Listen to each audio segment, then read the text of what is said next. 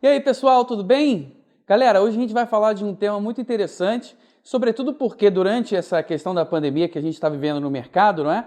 Um efeito muito ruim de toda essa crise tem sido a dificuldade que as pessoas jurídicas e até mesmo as pessoas físicas, né, têm tido de acessar linhas de empréstimo que foram criadas pelo próprio governo e não estão conseguindo chegar ao destinatário final dessas medidas governamentais de financiamento da pandemia, através de juros bem próximos aí da taxa Selic, que é a taxa estabelecida pelo Copom para controlar a questão da deflação, enfim. Com a retração de consumo, a gente tem a necessidade de diminuir o custo de produção.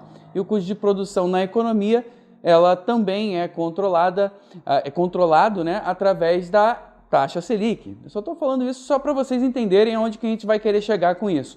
Se eu não consigo acessar as linhas de crédito do governo, eu tenho que conseguir alguma alternativa para isso. E qual a alternativa legal que a gente tem hoje em dia?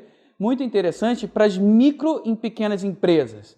Isso daí era uma lacuna, pessoal. Era muito difícil de trabalhar e vocês vão entender o porquê antigamente, antes do advento da Lei Complementar 155 de 2016. A lei complementar, essa lei complementar que eu acabei de falar para vocês, a Lei Complementar 155, alterou a Lei Complementar 123 de 2006. E ela criou a figura do investidor anjo. E é sobre ela que a gente vai falar agora para ajudar você, empresário, a captar recursos de pessoas que eventualmente queiram investir no seu negócio, no seu empreendimento, na sua atividade, no seu objeto social, para desenvolvimento e superação da crise. É uma forma de captação de recursos muito segura, muito interessante e que funcionaria muito bem para alavancar, sobretudo nesse período crítico que as empresas estão passando de queda de faturamento. Vamos em frente. Vamos, pessoal, então vamos falar né? Vamos falar de investidor anjo, que é esse cara que realmente pode cometer um verdadeiro milagre, ser um representante, um vetor divino na vida da empresa nesse momento. Ninguém consegue capital, ninguém consegue, tem que entrar com restrição, está com protesto, não vai ter, obviamente, uma linha de crédito pré-aprovada. Você vai naquela pessoa que está com aquele dinheiro ali parado, dá para ela uma demonstração de que o seu negócio tem a total capacidade de superar a crise pandêmica causada pelo SARS-CoV-19 e, já supera esse negócio. Bom, mas Paulo, como é que eu vou utilizar isso aí? Olha, uma das coisas mais interessantes que eu vi nos últimos tempos foi a criação do investidor anjo, tá? É quase imaculado mesmo o nosso legislador conseguir ter esse tipo de sensibilidade para implementar isso na nossa legislação, que é tão lacunosa, e vocês vão ver que tem um monte de problema aí, realmente, criação de fato gerador por instrução normativa, tipo, dá vontade da gente se jogar, né, numa corda e se matar, mas não façam isso com o legislador, ou na verdade com os órgãos que continuam implementando esse tipo de tributação desconexa com a não taxação sem representação popular. Mas isso é outra coisa, a gente vai falar mais à frente. Primeiro eu quero introduzir para vocês o que é esse investidor anjo. Ele está lá, pessoal, inserido no artigo 61A da Lei Complementar 123 de 2006. E esse artigo 61A é exatamente o artigo que fala do investidor anjo. Ele fala que as empresas que estão configuradas como microempresas e empresas de pequeno porte poderão captar recursos para se ajudarem nesse evento pandêmico, não só nesse evento pandêmico, mas em qualquer época, né, obviamente, e dar esse fôlego aí para as empresas. E aí vocês vão me perguntar, tá ok, Paulo, mas qual é a definição legal que se dá para microempresas e empresas de pequeno porte? Isso está lá no artigo 3º, inciso 1 e 2 da Lei 123 de 2006, Lei Complementar 123 de 2006. E esse artigo, o 3º, inciso 1º, ele fala o seguinte, em suma, né, as empresas que têm receita bruta anual de até 360 mil, as empresas que possuem receita bruta de até 360 mil reais são as empresas consideradas microempresas. Já aquelas outras empresas que têm a receita bruta até 4.800.000 reais durante um ano são as empresas de pequeno porte. Todas as empresas que estão inseridas nessa caracterização são consideradas empresas de pequeno porte, no caso de limite de 360 mil até 4 milhões e 800, empresas de pequeno porte, e de 0 até 360 mil reais anual, microempresas. Se você está inserido nessa característica, você pode correr atrás de um investidor anjo e oferecer para ele uma boa linha de investimento, como a gente vai ver agora nos termos da lei. Sigam-me, vamos lá. Startups. Startups foi o objetivo primordial desse artigo 61A, criado pela Lei Complementar 155 de 2016. Malgrado isso tenha sido criado para o desenvolvimento tecnológico e econômico desses microempreendedores e empreendedores de pequeno porte que têm essa grande capacidade criativa em impulsionar uma grande atividade para o futuro com eloquência e desenvolvimento de novas tecnologias, hoje a utilização do investidor anjo pode ser realmente imaculada no sentido de salvar você dessa crise. Você pode conseguir a captura desse valor e oferecer um bom rendimento como se isso daí fosse uma distribuição de lucros. Na verdade, a apuração que a gente vai ver agora, que conforme a própria lei fala, a remuneração desse investidor anjo se dá atrelada aos próprios dividendos da empresa, apurado no exercício, no ano calendário do resultado final da empresa. Tá? Vamos lá. Então, o artigo 61A, ele fala exatamente isso. O investidor anjo poderá capitalizar a empresa de modo que ele tenha remunerado o seu dinheiro sem que tenha a presença aí de juros, como se isso daí fosse um mútuo financeiro, onde você empresta o dinheiro para alguém, regulamenta através de um contrato a capitalização desses juros, né? E se remunera através desse empréstimo. No caso do investidor anjo, isso não acontece, o que é muito interessante. Você não está atrelado ao limite dos juros mensais que você pode ganhar. Você está atrelado à única limitação legal que a gente vai ver de, no fim do ano do exercício, né, do ano calendário de apuração desse dividendo, você não pode receber mais de 50% dos dividendos que todos os sócios da empresa receberão, tá? Mas essa percepção e apuração dos dividendos levará em conta a mesma apuração que os sócios da empresa fazem jus ao fim do ano calendário. Essa é uma das questões interessantes. A fim de didática, eu vou falar aqui do artigo 61A e eu vou abordar logo os parágrafos desse artigo que trazem algumas características interessantes que devem ser observadas pelo investidor e pelo empreendedor que vai perceber esse investimento na figura de investido, desse investidor anjo que está aqui do meu lado. Olha que bonitinho esse anjinho que vai salvar a sua empresa desse negócio e vai fazer a formatação desse empreendimento. A gente vai fazer o apontamento no parágrafo 1º, tá? Que fala da finalidade desse investimento. E uma das coisas é que esse investimento está atrelado ao objeto social, que é o objetivo da empresa, o objetivo social da empresa, e ele não pode ultrapassar o prazo de 7 anos. Então, o investimento poderá ser realizado sempre com um prazo determinado de 7 anos, conforme regulariza o artigo 61A, parágrafo 1º, limite de 7 anos. Depois a gente vai ver o prazo de 5 anos, que é o prazo da remuneração que o investidor percebe desse investimento, né? Como é que a gente remunera o capital investido? Uma das formas de remunerar o capital investido é divisão de lucros, dividendos, que é a grande polêmica dos investidores anjos, pelo menos na minha singular maneira de ver. Vocês vão entender o porquê disso. Ainda que eu seja um cara que tenha desenvolvido algumas pesquisas no sentido de que os dividendos necessitam ser tributados na atual configuração econômica e tributária do sistema tributário brasileiro, não é constitucional hoje a tributação desse dividendo para o investidor anjo. A gente vai tratar isso mais à frente. Então, vamos agora avançar para o parágrafo 2º. O parágrafo 2º ele é bem legal também, porque ele fala o seguinte: pessoa jurídica ou física pode ser a pessoa que vai investir no investido, tá? Então, qualquer tipo de pessoa jurídica. Isso daí eu botei na orientação do e-book para vocês e não há qualquer restrição de pessoa jurídica. Então, a interpretação que a gente faz desse artigo é: associação sem fins lucrativos, fundação, pode ser em pessoa jurídica a investir numa outra pessoa jurídica como investidor anjo. Se ela está capitalizada, se ela tem aí pelo menos 10% do seu capital, da sua liquidez disponível, ela pode dispor disso e investir no investidor anjo, tá? Investir, perdão, na empresa de pequeno porte ou na microempresa para que ela alavanque os negócios, tá bem?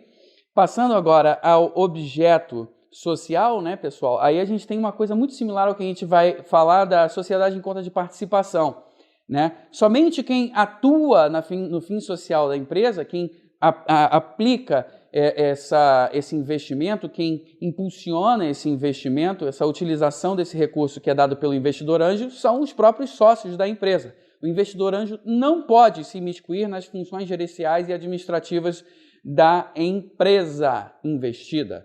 Isso está regulamentado pelo artigo 61A, parágrafo 3º.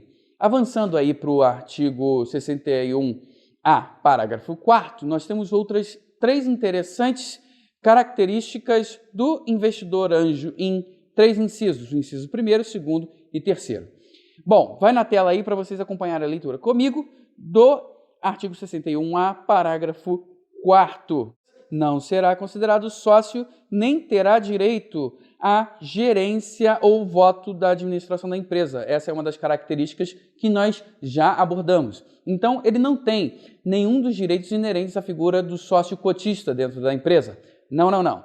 Em que pese essa informação, o capital dele também não integra o capital social da empresa. Então, não responde pela falência e nem, tampouco, pelo artigo 50 do Código Civil, que é a desconsideração da PJ, que é aquela questão quando a gente tem a utilização da pessoa jurídica com má-fé ou uma utilização subvertida, né, subversiva dessa pessoa jurídica, não se aplica a desconsideração da personalidade jurídica para atingir o capital investido.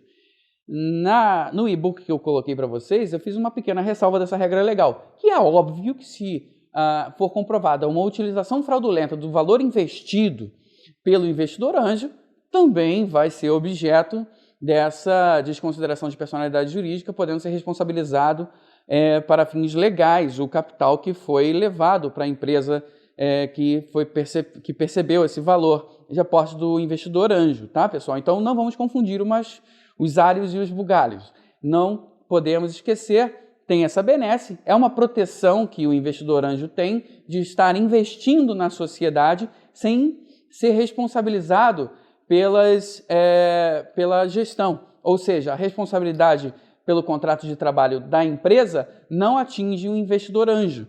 A responsabilidade com terceiros, demais credores dessa empresa, também não atinge o investidor anjo. Então, se a gente for citar agora o artigo 1023 e o artigo 1024, que falam do benefício de ordem que a pessoa jurídica de responsabilidade limitada possui em relação a terceiros, não é? Ela só responde salvo estipulação contratual.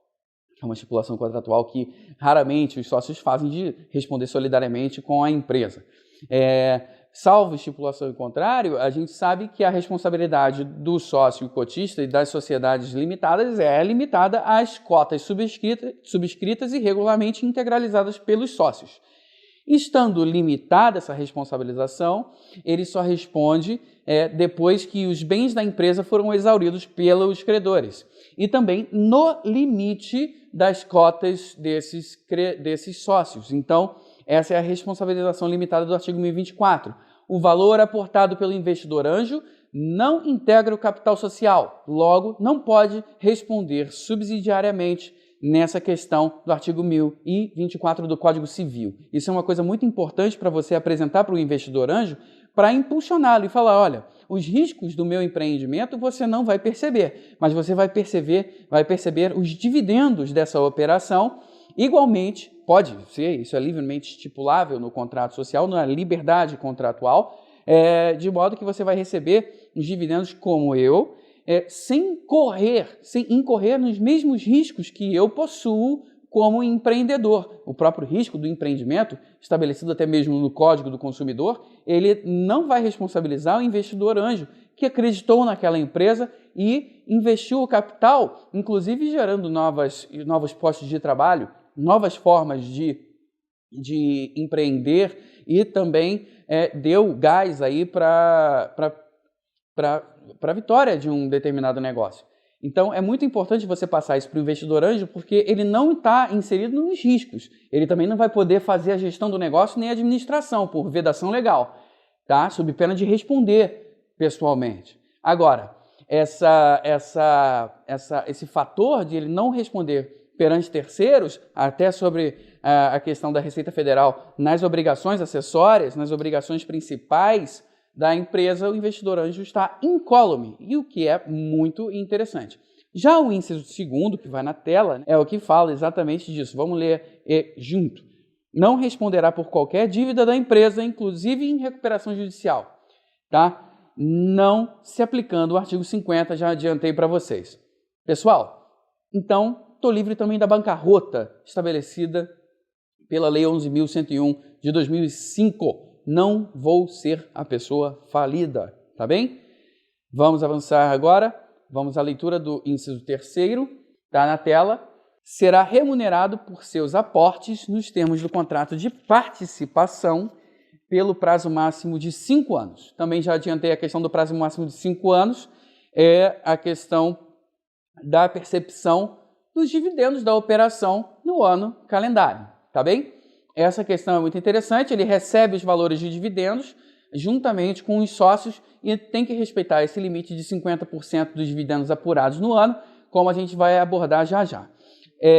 Essa situação aí da remuneração dos aportes, limitadas a 5 anos, é o seguinte, pessoal. O contrato do investidor anjo pode ter um prazo de 7 anos. Essa é a limitação que a lei impôs ao contrato do investidor anjo. Olha, você pode manter esse investimento por 7 anos na empresa. 5 anos é o prazo limite, 5 anos é o prazo limite para você receber a remuneração do capital investido, tá ok? Essa também é uma limitação. Como você vai receber? Livre pactuação, princípio da liberdade contratual, tá? Já estabelecida lá no artigo 421 do Código Civil, que a gente sabe qual é o limite, função social, viu? Recapitulando, tudo é interligado no sistema jurídico. A gente só fraciona os ramos jurídicos para entendimento e estudo, análise. Na verdade, é unicidade sistemática, interpretação sistemática do sistema jurídico é o que leva a gente à aplicação da norma quase sempre da forma mais justa e harmoniosa.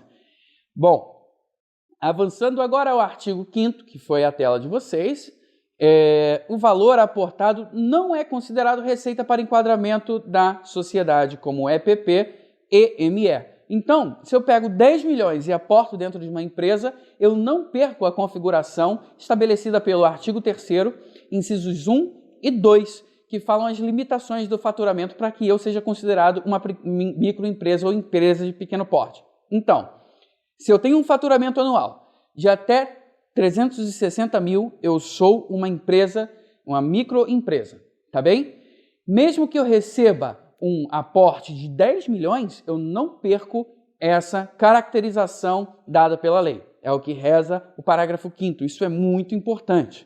Outra situação também vale para empresas de pequeno porte, conforme diz o artigo 3º, inciso 2, dessa lei 123, Lei Complementar 123 de 2006, ele fala de 360 mil até 4 milhões e 800, você é considerado uma empresa de pequeno porte. E nessa questão, se eu recebo 20 milhões de aporte, também não é considerado para fins ele não é considerado empresa de pequeno porte, tá ok? Isso é interessante também para a questão do faturamento, tá, pessoal? Você pode continuar no Simples Nacional mesmo recebendo esse aporte, porque não vai ser considerado faturamento também da sua empresa esse valor. Então você recebe 10 milhões e isso não é faturado. Isso não influencia na sua alíquota de Simples Nacional, isso não influencia também na sua configuração empresarial enquanto empresa de pequeno porte ou microempresa, e você também não vai estar com a alíquota maior para ser tributado pelo fisco no seu faturamento. Lembrando que faturamento, a definição de faturamento é receita bruta, como sinônimo, já decidiu o STF, e não, ele é somente aquilo que é fruto da minha atividade. Então, o exercício do meu objetivo social. Se eu pego um dinheiro, boto dentro da minha empresa, começo a trabalhar esse dinheiro, faço investimentos, e isso não é fruto da minha atividade de prestação de serviço ou de prestação de fornecimento de produtos, não, isso não é receita bruta. Não é receita bruta, por mais que às vezes a fazenda, a gente sabe que o leão tenta dar uma mordida em coisas que não são consideradas gorjeta, receita bruta, gorjeta é uma das coisas, e isso não é, pessoal, tá? Então vamos em frente.